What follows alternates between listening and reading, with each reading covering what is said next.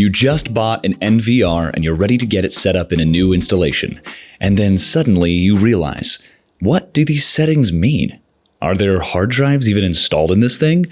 If this is you, stay tuned as we answer all of your NVR questions. What's up, installers? This is Zach with Nelly Security, and today is the first episode in a mini-series all about Uniview NVRs. We're doing a full breakdown of the entire process, the setup, configuring cameras, and figuring out all of the settings that you need. So today's episode is all about that initial setup. Let's go.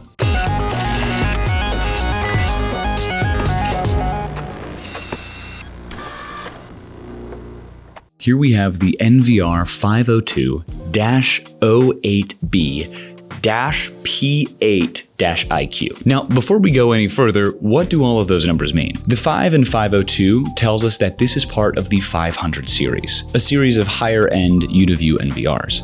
If you're looking for something a little more entry-level, something like the 300 series, or something that ends with 302 or 304 might be something worth checking out. Now, the 02 and 502 tells us that this NVR has 2 hard drive bays. Next is that 08B.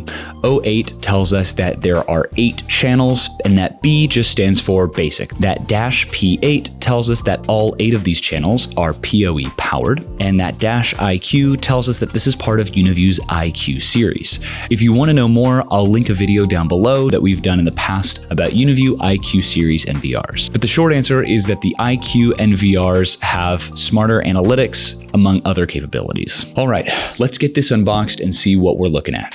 So out of the box, you'll find the NVR itself, a power cable, some SATA cables for your hard drives, a mouse, and 2 rack mount brackets. By the way, if you order hard drives with the NVR from us, we will pre-install them for you. But I'll show you how to install the hard drives just in case you've purchased them separately. In order to install the hard drives into the NVR, you're going to need to first unscrew each of these screws here. Don't forget that there is a screw on each side here that's holding in as well. Once you've unscrewed all 6 of those screws, the top will easily come off. So the bag with the SATA cable is also going to have a power cable and some screws to mount the hard drive into the actual case. We've got our 4 mounting screws here, and we have both the SATA cable and our power cable here.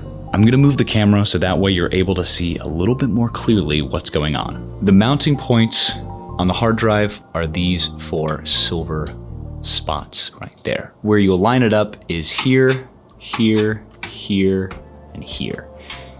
We're gonna use this slot right here for the SATA cable and this spot right here for our power cable.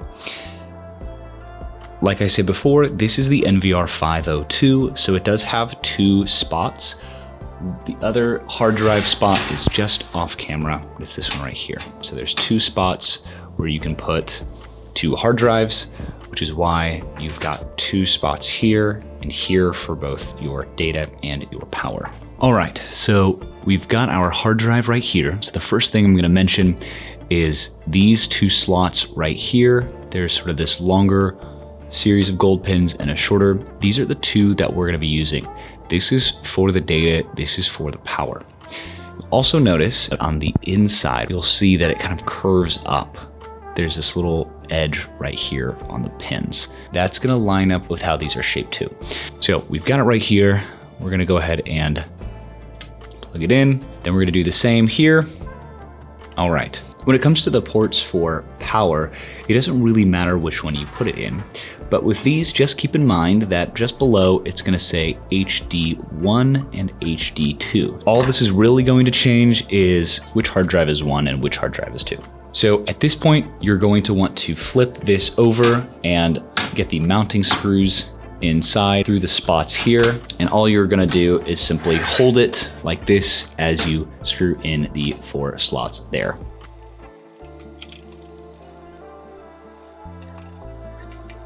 Once you've done that, go ahead and plug in the power cable and the SATA cable where they need to go. Now that that is mounted and all plugged in, we can go ahead and place that cover right back on. Make sure you get your 6 screws back in, and we'll make sure that the NVR recognizes that the hard drive's there. There are 2 ways that we can go about configuring the NVR. One is through the built-in interface that you can access via a monitor with an HDMI cable and the mouse that's provided.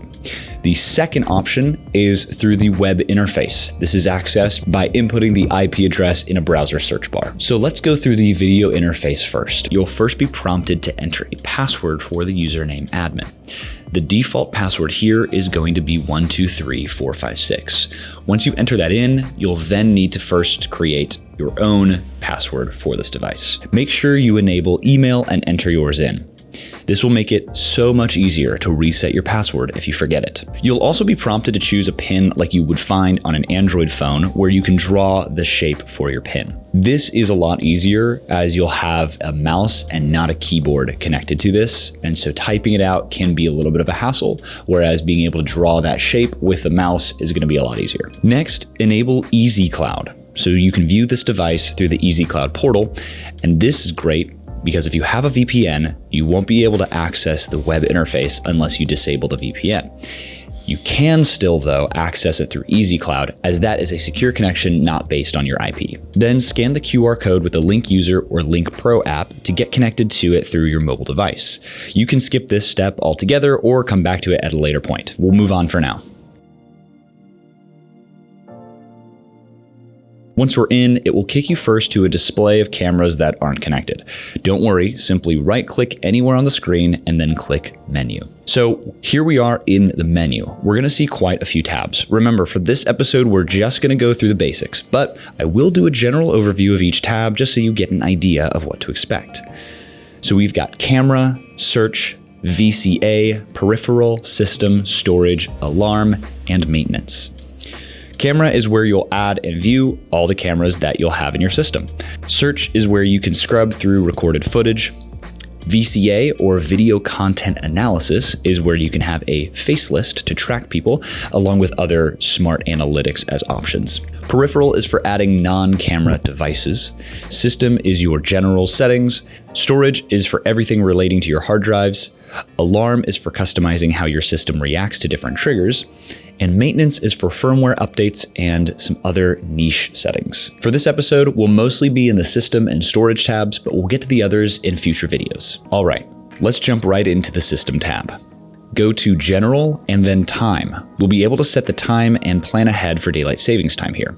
This is great because you'll want to make sure your footage is accurate to the second, especially if any police reports end up getting involved. The daylight saving setting is helpful just so you don't have to remember to manually adjust it, especially if you're doing multiple installs and aren't the end user yourself. There are also some server syncing options, one for an NTP server and the other is for a cloud server. And this, along with the update interval, will determine how often your NVR will synchronize with UTC, or Coordinated Universal Time. The Preview tab is where you can adjust the layout of your camera live view. There are some presets you can choose from, but I'm going to keep the default for now. We'll touch on this in the next episode when we add all of our cameras. The Network tab is for DHCP enabling and disabling as well. And you can also adjust your subnet masks and configure any DNS servers. The User tab is where you can set up additional login info for other people accessing the system. If you need some extra users right away, simply click on that Add button down below and fill out the appropriate information there. One other setting you may want to enable is in the Security tab. You can add a watermark to videos to verify that they have not been tampered with by any video editing program or AI. This isn't the most common setting, but as AI becomes more prevalent and capable, it may be a good failsafe to have enabled. All right, we're now in the Storage tab. This is where you can set the recording and snapshot schedule, enable RAID, and determine what the NVR should do when a hard drive is full. If you don't know what RAID is, basically it duplicates the storage from one hard drive to another. So in the event of a hard drive disk corruption, for instance, you won't lose any data. The downside, though, is this functionally cuts your hard drive count in half. If you have 4 hard drives, all with RAID enabled, you'll basically have 2 hard drives worth of content, but they will be duplicated over the other 2 drives. So back to that Advanced tab, where you can decide what the hard drive does when it's full, you've got 2 options, overwrite and stop. Back to the Advanced tab for a moment. Your 2 options are overwrite and stop. Overwrite is the default setting, and what this does, as you might guess, is starts overwriting the footage when the max capacity for the hard drive is reached. The stop option will simply have the NVR stop recording. Unless you really want to have to keep up with storage clearing to make sure there's space, keep this setting set to overwrite. One last thing before we move on. In the hard disk tab, it's a good idea to click on your drive and hit Format at the bottom. It's especially important if you're buying used hard drives, but it's still just as necessary to do if they're brand new. That's kind of the basics of what you need to be setting up right now before, of course, you get to the cameras, which will be in the next episode. So let's go ahead and jump over to the web interface and briefly talk about what's different there. So first, to access the web interface, you're going to need the IP address. If you don't have it from the NVR Onboard Interface, you can use Uniview's software Easy Tools from a computer to locate it. Now, just a heads up, the computer does need to be connected to the same network, just so that way it can detect all of the IP addresses from Uniview devices on the network. As I mentioned before, for this part, you're going to need to make sure that any VPNs that are currently active are disabled for this step. If that VPN can't be disabled for whatever reason, you can log in through the cloud, either through EasyCloud or EasyStation, Uniview's desktop application. We'll have a dedicated video in this mini-series to all of the Uniview apps, so don't feel like you've got to have all of them figured out right now. We'll have a video coming out soon that'll explain all of them. Now that we've got the IP address, we can put that in a browser search bar. Microsoft Edge is recommended here. And we see a prompt pull up for login info. Before you enter in any info, make sure you download that plugin to be able to most effectively view the NVR interface. So once again, assuming this is your first time logging in, the default username and password is going to be admin and 123456. Once you're logged in, the first thing you'll need to do is set your own username and password. The system tab is slightly different here. So this is where you can change the name of the NVR, the device ID, and the language. The preview tab is where you can adjust things like the video output, resolution, number of preview windows, etc. Once again, we'll cover this in the next episode. The time tab is going to be similar to the general tab from the onboard interface. This is where you're going to make sure your time is accurate and sync with UTC as mentioned before. The DST tab is going to be your daylight saving schedule. Same thing here. So there you have it. Whether you're going through the onboard interface or the web interface, you'll find that the steps are pretty much the same. They might just be slightly adjusted in slightly different tabs. Those are all the basics that you're going to need right now, but we'll go over in the next video how to add cameras and configure them and all the settings there that you'll want to look out for. Now, this first episode was, of course, just the initial setup, but there might still be some things that I've missed or things that you think is most important to have set up in that very initial out-of-the-box setup. If there's anything I missed or any questions that you have, please let us know down in the comments below and we'll be happy to address them. If you like this video and are excited about the mini-series, don't forget to like and subscribe. It helps the channel out a lot. Well, that's it for now. Thanks for watching and we'll see you next time.